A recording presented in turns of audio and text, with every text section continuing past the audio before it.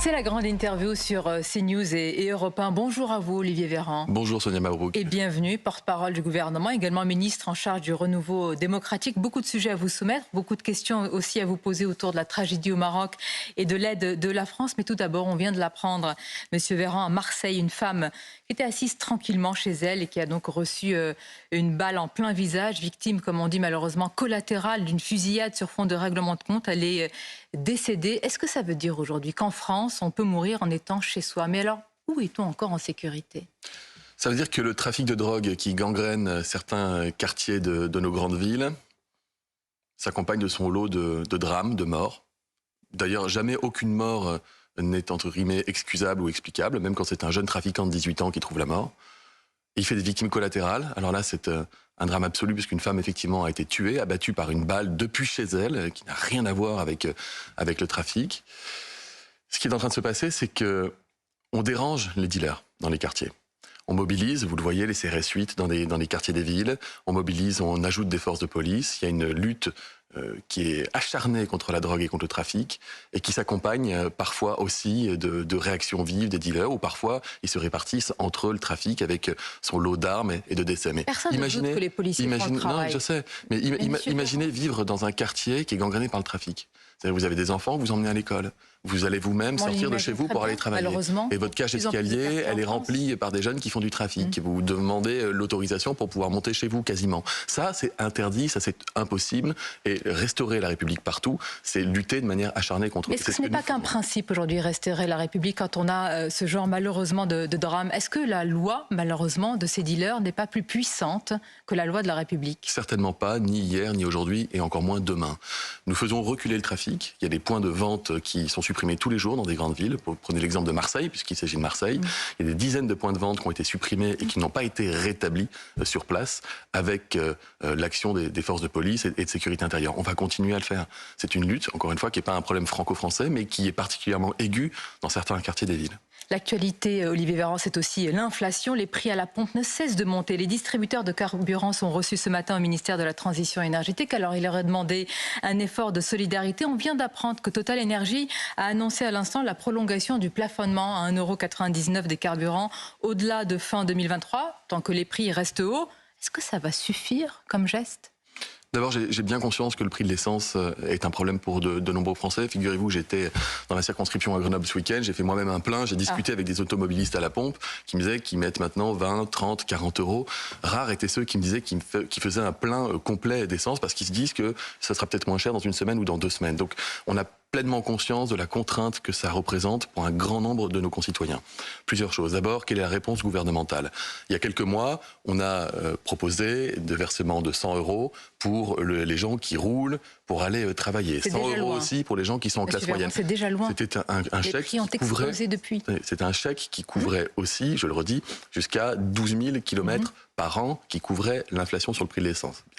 Ensuite, il y a les efforts qui sont déjà réalisés par des industriels. Total en fait un. L'annonce, on l'accueille favorablement, de prolonger le plafonnement à 1,99 € du litre à la pompe au-delà de la fin 2023. Et ensuite, il y a encore des secteurs dans lesquels on peut aller gratter. Lesquels? Pour aller mettre la pression. Où y a-t-il encore des marges? La question du raffinage.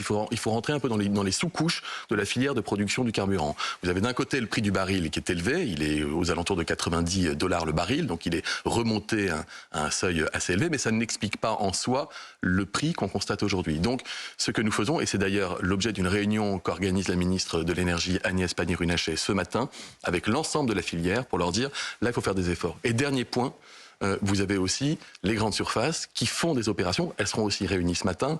Intermarché l'a annoncé il y a quelques heures avec des opérations promotion à prix coûtant, notamment les fins de mois et dans les moments de grand chantier croisé pour les Français. On entend les efforts et les vôtres et l'État. Que fait l'État? Est-ce que vous pouvez nous dire ce matin, Olivier Véran, que quelle que soit l'explosion du niveau des prix, vous ne ferez plus de ristourne? Non, la ristourne, Sonia Mabrouk. Vous le dites aussi calmement, quel que soit le niveau des prix des carburants. Je le dis calmement, j'entendais une proposition de la droite qui disait qu'il faut certains de la droite qui disaient qu'il faut remettre la ristourne. C'est 12 milliards d'euros. Xavier Bertrand, ristourne pour tous. 12 milliards d'euros pour avoir peut-être 10 centimes d'économie pour tout le monde. Et le geste de Total, vous savez, sur un plein de 50 litres, ça donne que quelques centimes. Même si quelques centimes, c'est important. Laissez-moi juste expliquer le sens de la proposition qui est faite par une partie de la droite.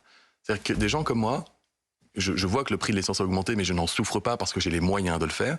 Les gens comme moi bénéficieraient d'une aide de l'État qui serait très coûteuse. 12 milliards d'euros. Avec 12 milliards d'euros, on construit plus de 1000 écoles dans notre pays. Donc ce que nous voulons, c'est utiliser l'argent public à bon escient.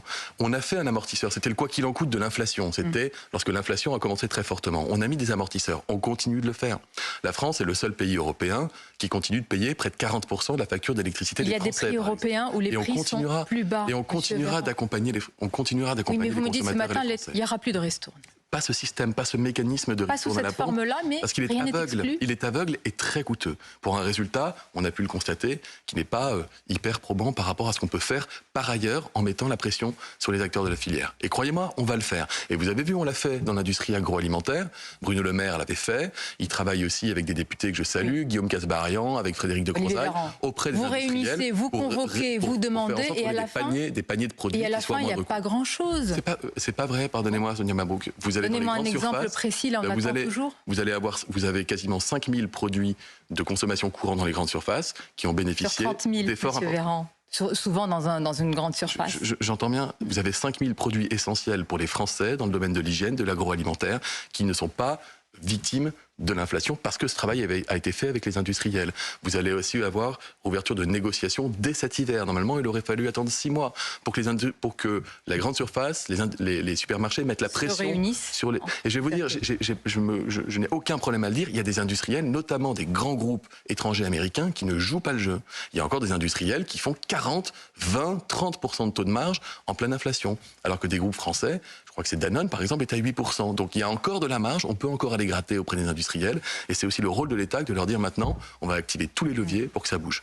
Sur l'immigration, Olivier Véran, et le texte immigration, votre majorité semble écartelée. Vous avez l'aile gauche de la majorité, notamment menée par Sacha Houlié, qui publie une tribune ce matin dans Libération avec une trentaine de parlementaires allant du Modem jusqu'au Vert et qui veut absolument qu'il y ait une régularisation des sans-papiers dans les métiers sous tension. C'est une ligne rouge pour la droite qui menace d'une motion de censure. Vers qui vous allez pencher ? Ma ligne rouge à moi, c'est le taux de chômage des étrangers en France, qui est le double du taux de chômage des Français en France. Et quand je regarde ailleurs en Europe, le taux de chômage des étrangers est à peine un peu plus élevé que le taux de chômage national. Or, on a, pardonnez-moi, les mêmes profils d'étrangers en France qu'ailleurs.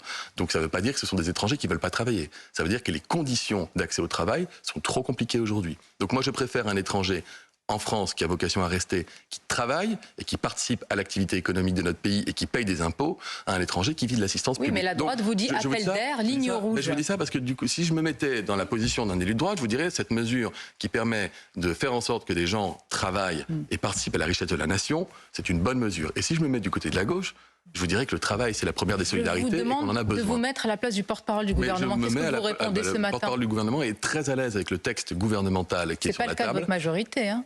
Tout le monde est à l'aise avec le texte sur l'immigration. Tout le monde est à l'aise avec le texte. Monsieur, au sein de notre majorité, pas de langue de bois sur ce sujet. Vous avez une partie de la majorité qui dit on tient à cette mesure. Très bien. Et il se trouve que l'ensemble de la majorité tient à cette mesure. C'est celle qui permet à des étrangers qui travaillent dans notre pays, qui sont déjà là depuis un moment, qui ont un salaire et qui peuvent faire vivre leur famille, de demander eux-mêmes à être régularisés lorsqu'ils sont irréguliers et avec la capacité de limiter ça pour qu'il n'y ait pas d'effet d'appel d'air.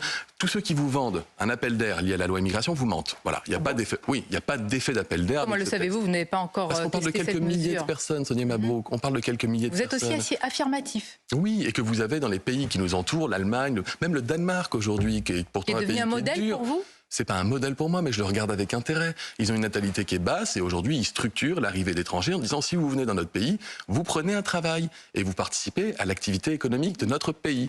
C'est la philosophie qui est la nôtre. Bien. Selon une étude publiée hier dans le Figaro, vous avez dû la parcourir, Olivier Véran. C'est une étude de la préfecture de police de Paris sur les motivations et les profils des émeutiers. Je cite, ce sont des faits. Une grande majorité des émeutiers interpellés sont originaires de l'immigration, deuxième, voire troisième génération, principalement du Maghreb ou d'Afrique subsaharienne. Quelle conclusion vous en tirez ? Est-ce que vous faites un lien entre immigration et délinquance ? Non, mais on peut faire un lien entre immigration et quartier populaire, parce que ce lien, il est factuel. Bon, donc, comme ce sont des quartiers populaires qui se sont soulevés, n'est pas ma question, on enfonce là une porte ouverte. Ce que je regarde dans les études qui sont sorties, qui sont intéressantes, c'est que je crois qu'il y a 60% de décrocheurs scolaires. Donc, vous avez 60% des jeunes qui étaient dans la rue qui sont en échec et en décrochage vis-à-vis de l'école. Ça veut dire, mesures correctives, faire en sorte que tout le monde aille à l'école plus longtemps. Ça tombe bien, le président de la République a annoncé que le collège était ouvert de 8h à 18h et qu'on allait accueillir les gamins dans certains endroits dès l'âge de 2 ans dans les écoles. Ça, vous voyez, c'est une mesure qui répond à cela. Ensuite, vous n'êtes pas à l'aise avec la question, des familles... M. Véran? Ah non, mais je sais pas... Est-ce que vous faites un lien ou pas quand on voit cela? Le sujet... Non, j'entends sur les décrocheurs. Le sujet est global. Il y a donc un lien le sujet est social dans les quartiers. Ni vous ni moi aujourd'hui n'habitons en tout cas dans un quartier prioritaire d'une ville. Bon, il se trouve que dans ma circonscription, j'ai des quartiers prioritaires de ville. Est-ce qu'il y a une concentration d'étrangers ou de personnes issues de l'immigration plus importante qu'ailleurs? Oui, c'est factuel. Est-ce qu'on peut faire les choses différemment? C'est mon avis. Et toutes les politiques de rénovation urbaine que nous portons visent à créer davantage de mixité. Oui ou non sur ma question. Est-ce que vous faites un lien, vous, Olivier Véran? Troisième génération, vous, moi, je suis issu de la deuxième génération. Ça ne veut rien dire, Sonia Mabrouk. Donc non, pas de lien. Non, mais être issu de troisième génération, ça veut dire que vos arrière-grands-parents sont arrivés en France. La question a été posée au président de la République, il a répondu pour lui, il ne voit pas un lien, donc je vous pose la question. Je vous réponds encore que si vous parlez des gens qui sont primo-arrivants et des gens qui sont étrangers, ils constituent une minorité des jeunes qui étaient dans la rue. Ensuite, quand vous élargissez aux grands-parents ou aux arrière-grands-parents, écoutez, moi, encore une fois, je suis député de Grenoble, la moitié de la ville est italienne. Bon, donc ça ne veut pas dire grand-chose. Voilà. La rentrée politique. Par contre, la pauvreté, la misère, l'entassement dans des logements qui sont vétustes, le problème d'accès de l'intégration qui a été sans doute raté et qui continue d'être raté. Vous n'êtes pas en train de mettre en avant une excuse de pauvreté qu'on retrouve aussi dans des quartiers. Non, j'excuse rien, Sonia Mabrouk. On a envoyé 45 000 policiers et gendarmes dans les villes pour restaurer l'ordre. On a arrêté plus de 4000 de ces jeunes qui ont été condamnés. La plupart, la quasi-totalité des personnes majeures ont fait de la prison ferme. On n'a jamais été aussi sévère dans notre pays dans ce type de choses. Donc on a répondu et on répondra encore par de l'autorité. À côté de ça, on se pose aussi la question de pourquoi certains quartiers se soulèvent. Vous posez, vous, la question de l'immigration. Je vous dis que le facteur commun n'est pas l'origine des arrière-grands-parents. Le facteur commun est peut-être aussi dans le fait que les gamins sont plus scolarisés, qu'il y a des familles monoparentales, qu'il n'y a plus de papa dans beaucoup de cas, qu'il y en a qui parlent pas français. Et qu'il y a une intégration qui a été ratée depuis des décennies dans notre pays. Et c'est aussi l'enjeu du texte sur l'immigration. La rentrée politique, Olivier Véran, elle est marquée par une offensive tous azimuts contre Emmanuel Macron. Avant-hier, Marine Le Pen a fustigé la malhonnêteté, le marketing d'Emmanuel Macron. On est quand même loin de ces rencontres de Saint-Denis. Est-ce qu'il va y avoir une suite à ces rencontres? Il va y avoir plusieurs suites. D'abord, la Première ministre Elisabeth Borne recevra cette fin de semaine, je crois que c'est vendredi, l'ensemble des forces politiques de notre pays pour la rentrée politique. Elle les recevra également quelques jours plus tard pour aborder cette fois le sujet fondamental de la planification écologique. Ensuite, le président de la République a fait ce qu'il avait dit. Il a réuni pendant plus de 12 heures les forces politiques. Il leur a envoyé une lettre, il leur a proposé un retour. Beaucoup ont répondu en proposant des ajustements. Ça va donner lieu à un document. Le président souhaite, d'ailleurs dans sa lettre, réunir à nouveau sous ce format pour aborder d'autres sujets importants pour la nation. Je vais vous dire un truc. Vous le savez vous-même. Il y a un an, Sonia Mabrouk, il y a un an, les Français nous ont mis en majorité relative. Ça veut dire qu'ils ont estimé qu'à l'instar de beaucoup de pays qui nous entourent, c'est pas un parti tout seul qui doit gouverner, mais il faut faire des coalitions.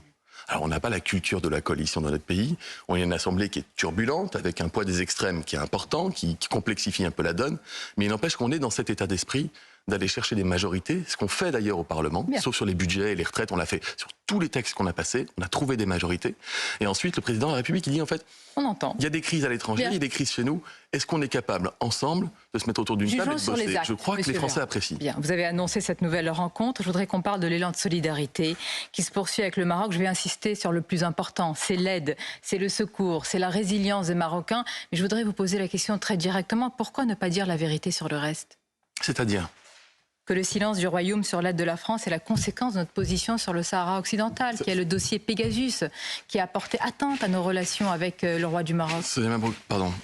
Lorsqu'il y a un drame qui touche votre territoire, lorsqu'il y a des milliers de morts, lorsqu'il y a des milliers de personnes sous les décombres, je crois que le sujet de la question de savoir qui aide ou qui n'aide pas arrive en 50e position. Donc d'abord, évidemment, et vous l'avez fait, un message de solidarité vis-à-vis des Marocains, vis-à-vis aussi de la communauté française qui a été touchée avec un certain nombre de victimes au Maroc.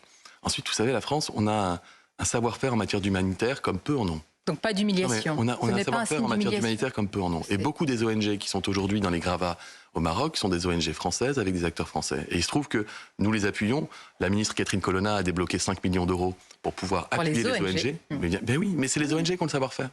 Et quand vous avez une catastrophe à Haïti, lorsque vous avez des tsunamis, nous envoyons nos acteurs des ONG. Et donc on est en soutien de nos amis marocains. Il y a plus de 60 pays qui ont proposé une aide plus directe à travers les États. Ils ont accepté, ils acceptent au compte-gouttes en fonction de leurs besoins. Et on les laisse faire. Il nous reste quelques secondes. S'il vous plaît, des réponses courtes. C'est une sorte de quiz, si vous me le permettez. Oula, il est tôt pour un quiz. Jean Dujardin ou Jean Mich, lors de la cérémonie d'ouverture de la Coupe du Monde du rugby, c'est la France rance ou c'est la France que vous aimez? Moi, j'aime la France du rugby, j'adore le rugby, vive la France et que le meilleur gagne. Le Puy du Fou qui bat des records de fréquentation, c'est le temps du révisionnisme, comme le dénonce Complément d'enquête sur France 2, ou bien vous aimez ce spectacle qu'a aimé, semble-t-il, Emmanuel Macron et qu'a salué Aurore Berger comme une réussite ici même? Non, mais on peut saluer l'histoire de notre pays, on peut prendre du plaisir en famille à aller redécouvrir des choses, sans pour autant partager les idées politiques des personnes qui le fondent. Bien. Le syndicat de la magistrature à la fête du Luma, qui débat, je cite, sur les contrôles d'identité et les violences policières. Ça se fait de la part d'un syndicat? Pas top. Les lacs du Connemara, chanson de droite ou de gauche? J'adore Juliette Armanet, j'adore Michel Sardou. Vous faites une réponse en même temps, là. Non, mais il se trouve que j'adore les deux. Moi, je ne vais pas en vouloir à Juliette Armanet parce qu'elle a dit ça, je continue de l'écouter. J'adore Michel Sardou, j'ai été sur un plateau il y a quelques temps avec lui et j'avais chanté avec lui les lacs du Connemara. Vous allez chanter avec lui? Je ne vais pas vous demander ce matin. Pour le jeune médecin que j'étais, était un peu l'hymne de nos soirées médecine, les lacs du Connemara. Et donc, beaucoup de... Quoi donc? Ah ben, on va vous accuser d'être réac. Alors, les lacs du Connemara, oui, le Puy du Fou, mais moi, oui. je ne rentre pas dans ces polémiques. Vous savez, ça me dépasse complètement. Voilà, c'est pas ça qui m'intéresse. Merci. Par Si contre, vous avez la vidéo de la chanson avec Michel Sardou, on est preneur, Olivier. C'était sur un plateau télé. Merci à vous. C'était la grande interview. Bonne journée.